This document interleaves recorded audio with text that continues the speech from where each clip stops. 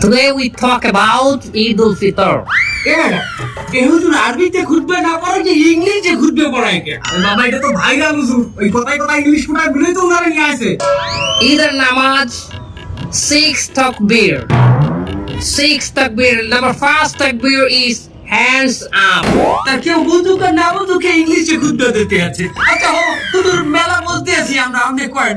সম্মানিত ভিউয়ার্স, আপনারা যারা আমার এই বয়ানটি আমার এই লাইভের মাধ্যমে দেখতেছেন, তারা অবশ্যই আমার চ্যানেলটি সাবস্ক্রাইব করবেন।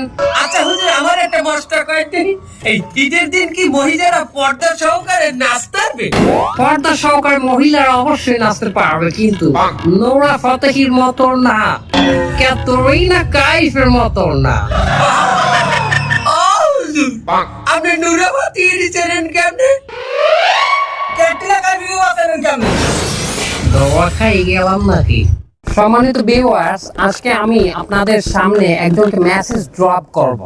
আমার অ্যাসিস্ট্যান্ট মানে আমার পার্সোনাল অ্যাসিস্ট্যান্ট একটি ভিডিও দেখে আমাকে জানালো ইন্ডিয়ান এক নায়িকা নাম সানি লিওন, সে নাকি এক্সট্রিম লেভেলে 70% উলাঙ্গ হইয়া একটি গানে ডান্স করেছে। গানটি হলো সনি সনি সনি দেলাখা রেন্ডিয়া জখা।